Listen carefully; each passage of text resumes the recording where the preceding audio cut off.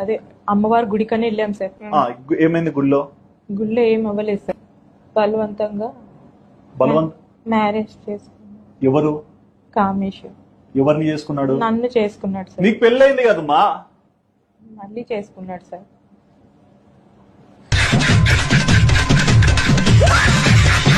I'm married sir. I have 2 children. మీరు English లో చెప్పినంత మాత్రాన ఇంటెలిజెంట్ ఫెలో కారు. తెలుగులో చెప్పినా కానీ నాకు పెళ్ళైంది, 2 పిల్లలు ఉన్నారు. మళ్ళీ తర్వాత ఏం చేసినారు?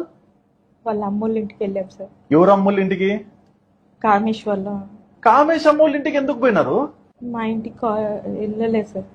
తాడాడ పడేసి వెళ్ళిపోవచ్చు కదా మీ ఇంటికి. నీకు పిల్లలు లేరా? ఉన్నారు సార్. మరి వాళ్ళ కోసం బతకవా? తల్లివి కదా నువ్వు.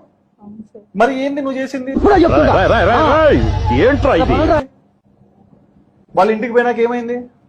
ఇంటికి వెళ్ళాక ఇదేంటి మా ఆయన పేరు ఎత్తాను సార్. నేను మా ఇంటికి వెళ్ళిపోతాను, మీకు ఇది కరెక్ట్ కాదు, మిమ్మల్ని నమ్మి టెంపుల్ కని వచ్చి. ఇంటికి పోయినంత వరకు బాగా కూర్చేంటారు, ఇంటికి పోయినాక ఆయన గుర్తొచ్చినారా?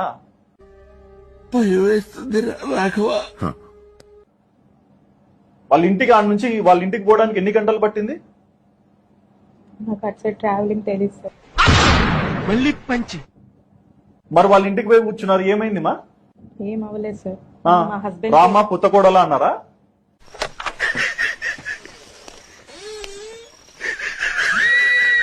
కాదు సార్, ఇంక ఎక్కడికి తీసుకెళ్దామని చెప్పేసి నేను అబ్బాయిని అడిగాను సార్.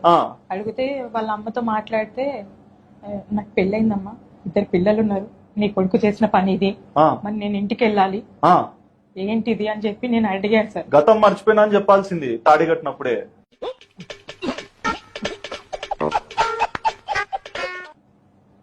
మీరు ఇష్టంగానే పెళ్లి చేసుకున్నారు, ఇదే కరెక్ట్. నిజం చెప్పండి. మీ పిల్లల మీద ఒట్టేసి చెప్పండి మా. నిజంగానే మరి తలకాయ ఎందుకు దించుకున్నావు? ఇష్టపడి చేసుకున్నాను. ఏమిటండి మీరు మాట్లాడేది? మరి ఇప్పుడు ఏం కావాలమ్మా? అంటే ఇప్పుడు కామేష్ ఉన్నాడా మీ జీవితంలో? వదిలేసాను. ఎట్లా కామేష్ వదిలేస్తారు? నాకు బాలు కావాలనిపించింది సార్. ఏమా? ఏ రకంగానే నాకు బాలే కరెక్ట్ అనిపించింది sir. First husband Balu correct 100%. 100% అంటే 100%. 100%.